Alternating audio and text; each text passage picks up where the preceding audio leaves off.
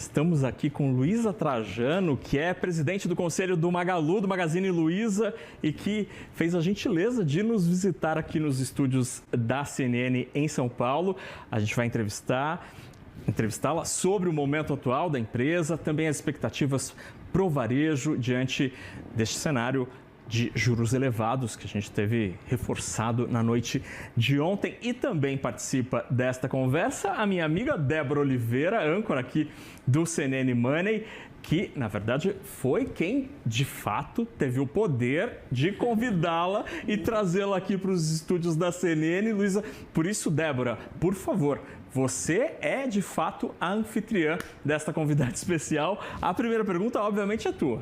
Somos nós, meu querido. Luísa, muito obrigada por ter aceito o convite de vir aqui, estar com a gente nessa tarde, para a gente falar um pouco sobre as projeções da Magazine Luiza. Mas, antes de mais nada, a gente tem esse cenário de juros mais alto do Brasil, né? E, recentemente, muito tem se tomado conta do debate mesmo, de todas as mesas e de todos os economistas, essa preocupação com o crescimento do Brasil. A grande expectativa é que a gente tenha uma desaceleração de crescimento para esse ano. Então, falando um pouco mais sobre os principais desafios estruturais, eu queria te ouvir, pela tua experiência, o que ainda falta nesse momento em relação a desafios estruturais para que a gente consiga destravar o crescimento do Brasil, né? Quais que deveriam ser as prioridades nesse momento, e aí eu falo principalmente também em relação ao governo, para que a gente consiga destravar esse crescimento?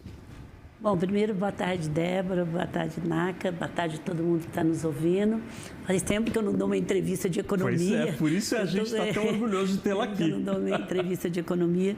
Mas, assim, o que eu acho, Débora e Naca e todos que estão nos ouvindo, assim, o que trava o crescimento é o que a gente escutou agora mesmo, juro alto no varejo, que é o fala, é no varejo, mas o varejo é que puxa tudo, é que puxa a indústria, é que puxa tudo.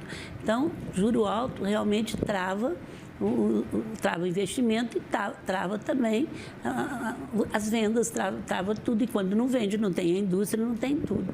Então, assim, por outro lado, a preocupação com a inflação é uma preocupação do pessoal, é uma preocupação geral, mas também a gente tem que dizer que a inflação está muito em setores, porque no nosso setor não está faltando mercadoria, não está aumentando mercadoria. Então, porque a inflação é muito, muito preocupante quando começa a faltar produto, que aí vem a lei do mercado.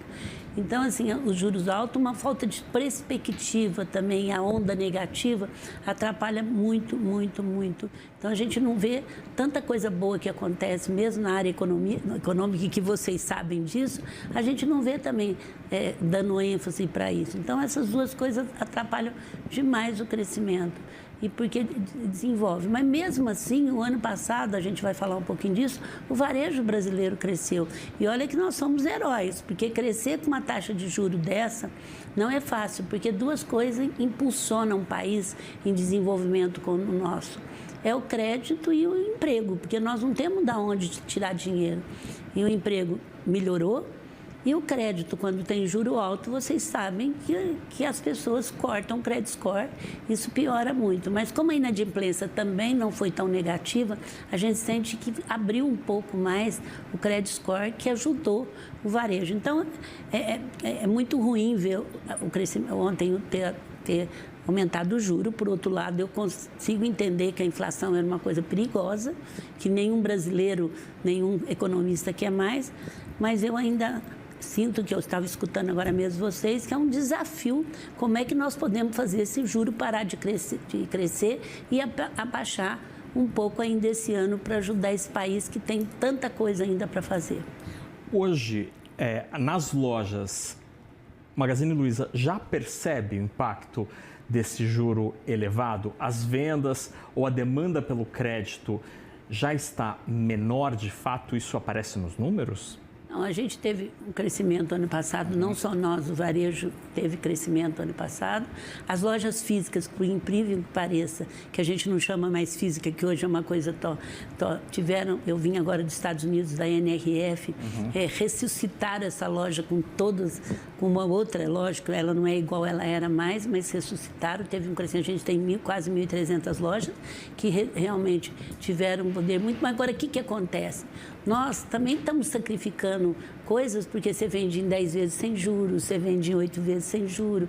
Então, assim, o mercado tem sido criativo para buscar muita alternativa a esse juro alto, né? Agora, eu sou contra desde o começo, já me bati, já como diz, as contas públicas aumentam, tudo aumenta, mas também entendo que a inflação não pode. Mas será que é só juro alto que a gente tem forma de conter a inflação de alguns produtos? Esse é meu questionamento, que eu sei que eu vou ser criticada pelos economistas, mas é verdade. Então, mas eu convivo com isso também.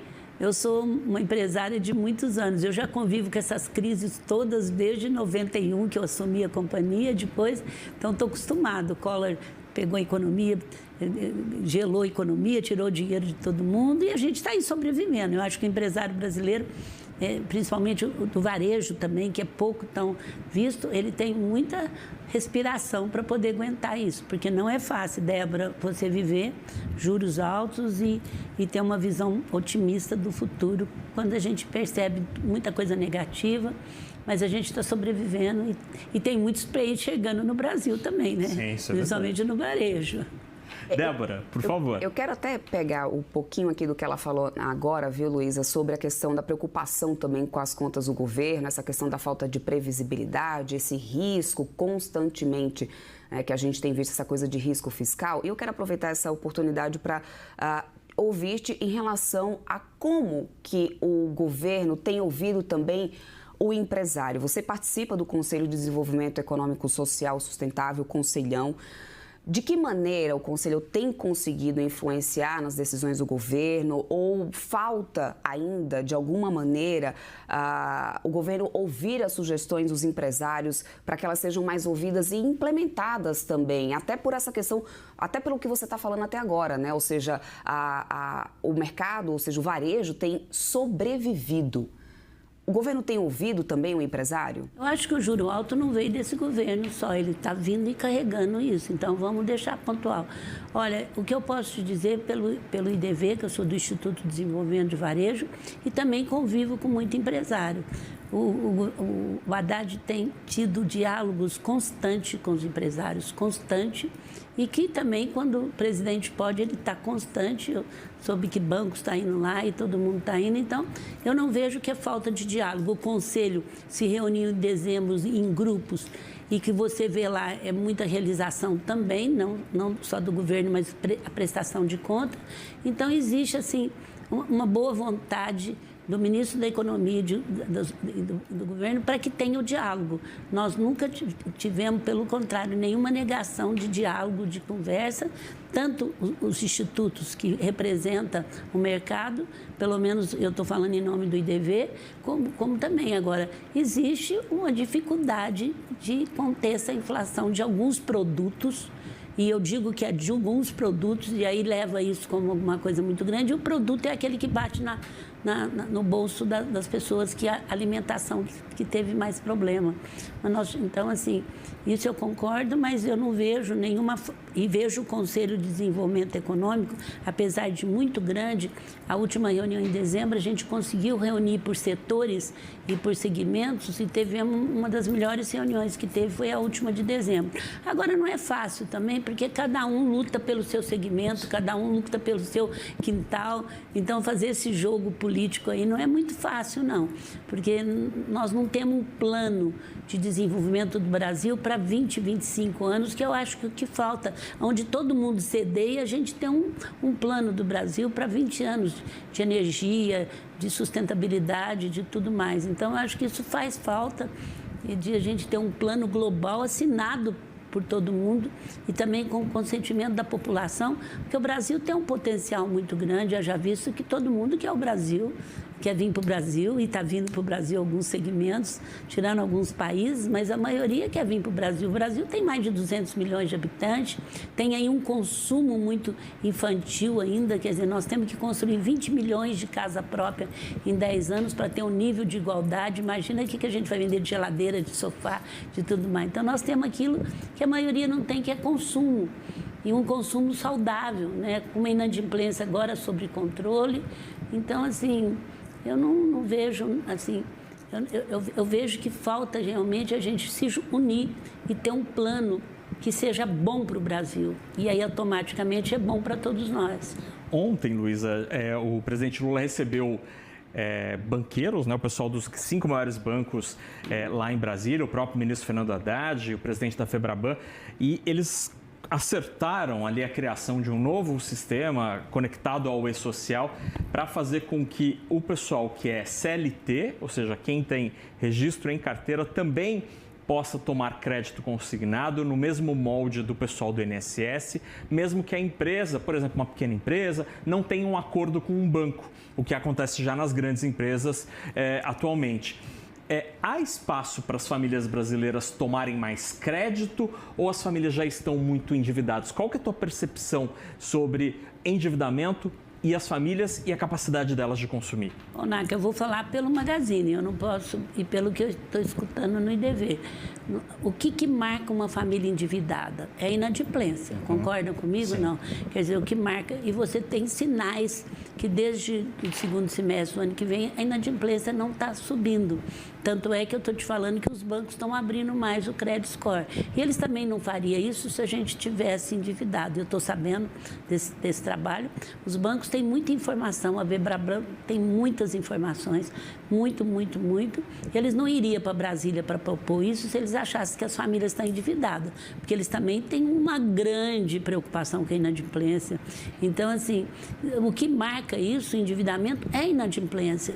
E se 5 bancos, que eu estou sabendo, foi lá ontem propor isso, você pode ter certeza que a inadimplência não está tão alta e ainda tem poder, porque o emprego cresceu também. Da onde que sai o dinheiro para que as pessoas possam comprar? É do emprego. Então, você sabe que nós estamos com um índice de desemprego muito mais baixo do que tem. Isso é real.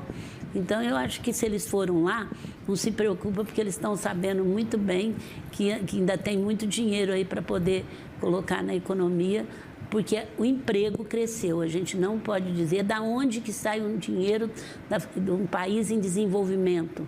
Nós não temos dinheiro para colocar na economia, sai do emprego. E à medida que o emprego cresce, as pessoas querem ter uma vida melhor. Quer ter sua casa, quer estudar teu filho, quer ter uma coisa melhor, óbvio. Luísa, falando um pouco agora sobre futuro para o Magazine Luiza, principalmente diante de tudo que a gente vem conversando até agora desse cenário econômico do Brasil, porque o Magazine Luiza sempre foi um exemplo, inclusive, de inovação no varejo. Desde lá de trás, sempre vocês conseguiram inovar e se adaptar às tendências, né?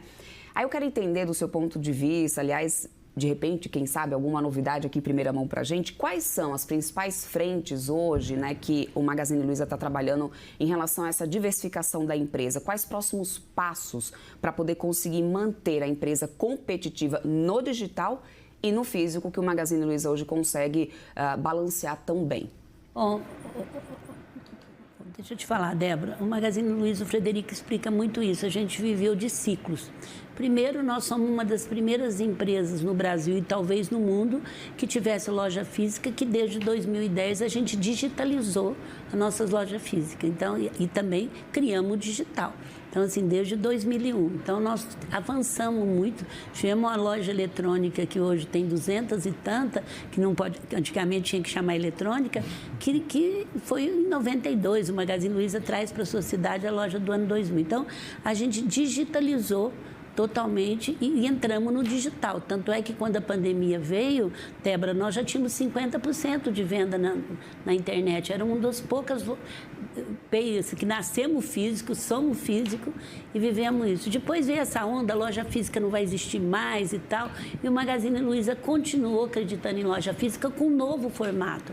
As lojas físicas passaram a ser pequenos CDs nossos para entregar mais rápido. Então, hoje nós temos, você compra em Belém do Pará, em 2 horas você vai numa loja e pode retirar o produto, gasta a inteligência artificial. Então, as lojas criaram um novo formato. Depois, a gente não dava para vender só a nossa linha, porque a nossa linha, quando sobe o juro, ela é uma das mais sacrificadas.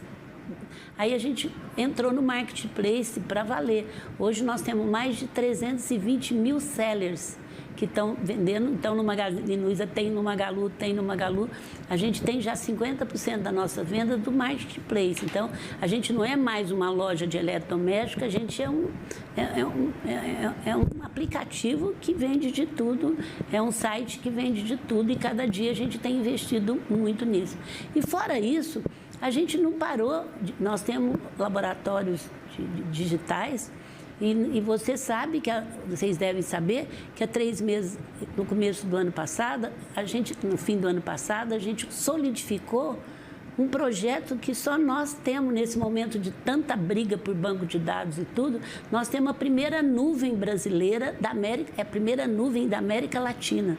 Quer dizer, uma nuvem totalmente brasileira, onde os bancos de dados são nossos, onde esses sellers pagam em reais e não em dólares, que nós estamos investindo muito, mais de 1.000 pessoas trabalhando no mundo inteiro para ter essa nuvem, para ter uma nuvem que realmente não só armazena dados, mas que realmente possa usar a inteligência artificial, porque através da nuvem você usa muito. Então, quantas parcerias nós podemos fazer com esses players que você sabe que cada país hoje está brigando para ter o seu banco de dados. E nós já temos um nosso brasileiro que pode até, o governo pode até olhar, porque é uma coisa nossa que paga em dólar. Então, isso é nós somos a primeira empresa que temos uma nuvem totalmente brasileira e da América Latina. Então, isso é nós estamos hoje 35% do nosso aplicativo, até 40%, que é grande, nós faturamos mais de 60 bi quando a gente pode falar, no ano passado, retrasado, e 35% disso está já na nossa nuvem. E a gente tem parceria com outros. Então, é uma coisa que... Então, e agora, a gente vai inaugurar, no fim de maio, começo de junho, uma loja totalmente moderna, que vai ser na antiga Livraria Cultura, onde a gente vai resgatar Avenida Paulista, a leitura. E o que nós vamos trazer lá? Vai ser um super app. Nós temos todas as empresas que nós fomos comprando até hoje, como a Netshoes, a Kabum, a Época Cosmética, a Estante Virtual, fisicamente também lá, mostrando o que é a casa da Lu. Nós temos a maior influenciadora digital do mundo, que é a Lu, e é brasileira. Então, isso é concorrendo com plays muito grande. Então, e vamos deixar o teatro, vamos resgatar o teatro, está sendo totalmente reformado, o Eva, vai chamar Eva mesmo, Reza. Então, assim, a gente tem falado muito que essa parte, nós vamos fazer uma coisa que vai ser bem mostrando hoje o que é o Magazine Luiza. É um super app, a gente está investindo bastante, trabalhando bastante, investindo, para mostrar uma cara do que é o super app num lugar tão querido pela população, que vai poder continuar vendo o livro sendo lançado, vai continuar vendo o teatro, ao mesmo tempo vai poder comprar, vai ter o seu cafezinho. Então, a gente vai trazer tudo isso. Então, nós não estamos parando de jeito nenhum. A família é muito voltada para a companhia, se não está bem, a gente não retira dinheiro. Então, é uma família muito unida para ver o Magazine, e tanto é que nós chegamos até agora de uma forma muito consistente. Então, eu acredito muito que nós estamos no caminho certo, e fizemos parcerias também. Nós somos uma empresa que fazemos parceria. Fizemos com o Unibanco, na época de crédito, que agora é o Itaú Unibanco. Fizemos na área de serviço. A gente não tem medo de dividir o lucro para poder ter parceiros. E fizemos, que eu sei que vocês vão perguntar, com a Alibaba. Então, assim, eu estou sabendo que vocês vão perguntar e sobre esses grandes do exterior, Luiza, é interessante porque vocês foram muito ágeis ao ir para a internet antes de todo mundo, né? Aqui no Brasil, pelo menos, quando a gente compara com os seus concorrentes. Mas aí, todo o setor, inclusive o Magalu, acabaram sofrendo com a invasão dos gringos aqui no Brasil. Tivemos a chegada de nomes como, por exemplo, a Amazon ou o Mercado Livre, mas também com a concorrência de outras plataformas. E a gente teve toda a discussão, aquela polêmica sobre o imposto, remessa conforme, isso prejudicou muito o varejo brasileiro. Hoje, janeiro de 2025, qual a tua percepção sobre a concorrência com os estrangeiros? O remessa conforme colocou toda essa discussão de volta aos trilhos? Hoje já é uma discussão e uma competição mais justa? Ô, Naka, eu acho que, inclusive, vamos chamar das blusinhas, né? O problema das blusinhas. Ela prejudicou muito a confecção pequena.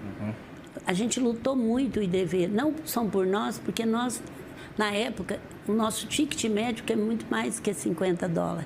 Mas eu trabalho muito a micro e pequena empresa, vocês sabem disso, desde 68 com o Sebrae, porque elas geram emprego. Então, assim, não pagar imposto é um negócio muito bom da China. Então, o que a gente lutou não foi para eles pagarem, então dá os $50 para as empresas brasileiras também.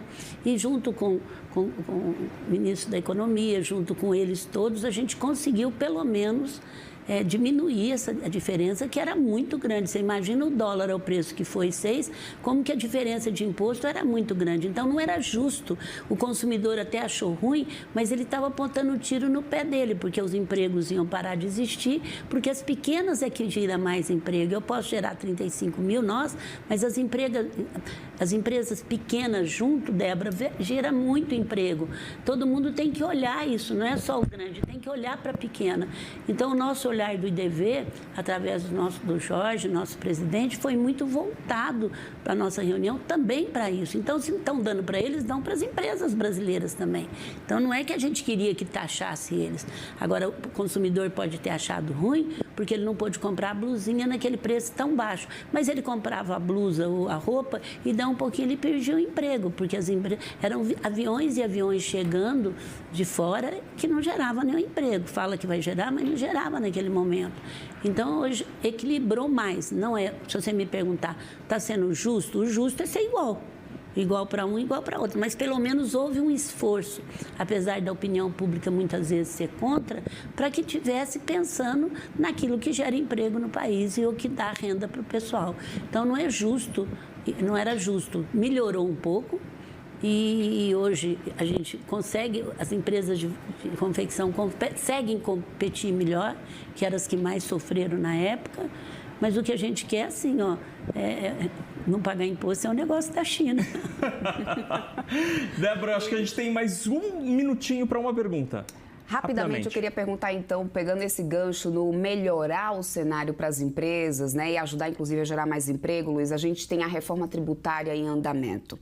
E uma das grandes ideias dessa reforma é justamente ajudar as empresas a conseguirem tirar um pouco da burocracia que a gente tem nesse sistema tributário, que acaba impactando diversos setores com taxas ainda muito altas e com muita disparidade. Como que você tem visto essa reforma tributária agora? Ela realmente, da maneira como ela tem sido aprovada, você acredita que ela vai ajudar mais ou atrapalhar mais, principalmente o setor de varejo? Qual que é a visão que você tem, qual a experiência que você tem estando à frente do conselho de uma empresa como o Magalu? Olha, primeiro, Débora, eu nem acreditava que ia sair, porque faz 30 anos que eu entrava em grupo para falar de reforma tributária. Tem segmentos, Débora, que paga 10% de burocracia, que não está indo para ninguém esse dinheiro, não está indo para o governo nem para o consumidor. Então, assim, foram feitas muitas reuniões, muitas coisas, o IDV participou muito junto com isso. A gente acredita que ainda falta muita coisa para ser ajustada e sempre que precisa ser ajustada está sendo ouvida. Não é uma coisa fácil, porque envolve os estados também têm receita disso. Então, assim, aprovar isso foi uma coisa muito importante, muito importante. Agora, eu acredito na capacidade de se sentar na mesa, e pensar no Brasil e pensar na sua empresa, mas pensar no Brasil primeiro. É isso que está fazendo e o objetivo era desburocratizar. Você paga 3%, 4% só de burocracia. Isso que não vai para ninguém, gente. Eu quero dizer que o Desburocratiza Brasil daria uma renda muito grande ao Brasil se a gente fizesse um trabalho de desburocratizar o Brasil mesmo. Então, nasceu para isso, foram várias mãos fazendo, e quando saiu eu nem não acreditava, para você ver, porque eu já tinha entrado em grupo há 30 anos para estudar reforma tributária. E Luísa, para a gente terminar essa conversa tão interessante, a gente está falando desse mundo maravilhoso da tecnologia, né? Esse negócio que a gente carrega no bolso, a revolução da internet no varejo. O varejo talvez tenha sido um dos setores que mais se transformou com a internet, com o comércio eletrônico. Mas o que dá para dizer sobre o futuro das lojas? No varejo de alimentos, por exemplo, Luísa, o hipermercado aparentemente acabou, né? Ou está em vias de terminar. Como é no teu segmento, no varejo mais tradicional? Eu não acho que acabou o supermercado, não. Eu acho que ele tem a venda dele, ele diminuiu, quer dizer, aquele supermercado... Sim, isso, aquela loja grandona até porque a inflação, você não compra nada para armazenar 3, 4 anos, não se esqueça disso. Então, isso. O que eu vi na NRF, durante 20 anos que eu vou, é assim, primeiro, fizeram a loja física doente, levaram para o hospital, internaram, levaram para a UTI, mataram a loja física e enterraram. O que eu vi depois, ressuscitar a loja física. E o que eu vi esse ano, muito forte, 1 ano de diferença. A loja física tem que se transformar. Ela passa a ser um marketing, um apoio, um entretenimento, uma mostruária de produto, mas eu vi lojas físicas lá se reerguendo depois de concordatas, de uma forma totalmente diferente. Do jeito que ela era, minha gente, ela não vai ficar. Ela tem o digital, é uma cultura, é uma realidade. Mas a gente viu tanta coisa funcionar nas lojas de luxo, investindo milhões nas lojas físicas, mesmo no Brasil, onde eu vi uma.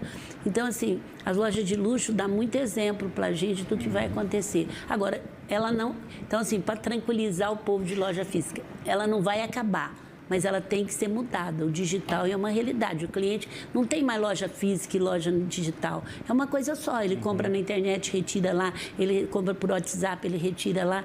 Mas ela serve muito, é interessante, para dar segurança, para levar... Agora, ela tem que ser uma loja que leva entretenimento, que leva alegria, que leva tudo.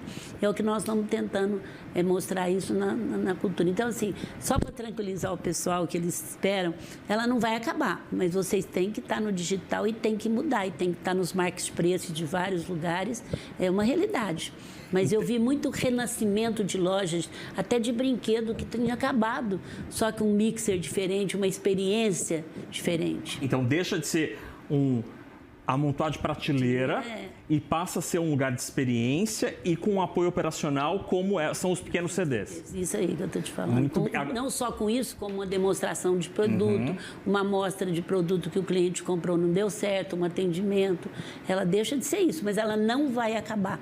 Eu só gosto de falar isso que os lojistas acham uma beleza. Por enquanto não, gente, mas ela tem que ser modificada. E pra gente agora, de verdade, para a gente terminar, Luísa, me conta um pouco, o paulistano é muito ciumento do antigo ponto da Livraria Cultura. Muita gente amava aquele lugar.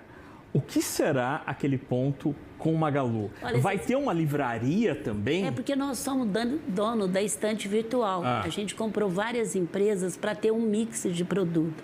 A estante virtual vai estar física, nós vamos lançar, nós vamos fazer também muita coisa da Livraria Cultura, vai continuar.